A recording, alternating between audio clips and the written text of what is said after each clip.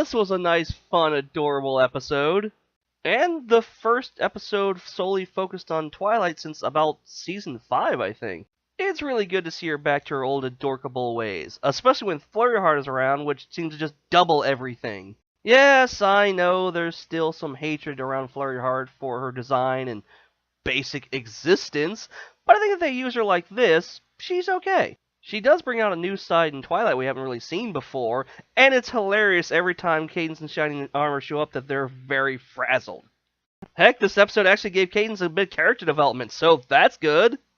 I was kind of hoping that Shining Armor's friend would be one of the ones they mentioned in the comics, but nah well. Of course, I was also hoping in a broader sense this episode would have Twilight, Starlight, and Rainbow Dash trying to take care of Flurry Heart, and they could have called it Three Mares and a Baby. But once again, that's probably just me. And of course, they could always just come back to an idea like that at some point. Just don't do it too much, because then Flurry Heart would seem a bit overused and contrived. Speaking of Flurry Heart, how mentally developed is she by now? Because she seems pretty in control of her flying and magic, and she's even walking now. And understand basic concepts of sentences and try to communicate things. So again, I have to wonder how long has it been since we've seen her last? She does seem at least on par with the Cake Twins, and they're older than her. So I don't know, maybe she's a fast learner, or maybe alicorn magic. Yeah, seeing her side by side of the Cake Twins really does highlight how different those baby designs are. I mean, at this point, shouldn't the Cake Twins at least have normal-looking eyes? I don't know, Pony Gen X still continues to confuse me. I do have to say this, though. Flurry Heart has already figured out how to teleport herself and other objects. Trixie gonna be mad?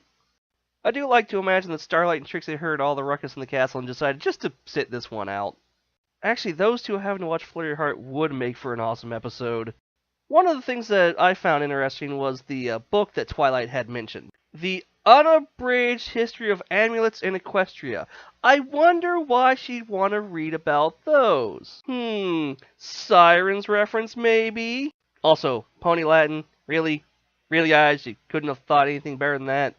Speaking of references in books, apparently the villain that was in the book Twilight was reading to the kids was a reference to a G1 villain. So, shout out or hint of things to come? I guess we'll just have to wait and see. But overall, this was a really fun episode, and it's great to see Twilight be the over-energetic dork that we all know and love. And they continue to use Flurry Heart as fuel for shenanigans, as I pretty much figured they would. Hopefully they won't run that too far into the ground, but for now, I'm enjoying it. So, join me after the next episode when I can share more of my pony thoughts.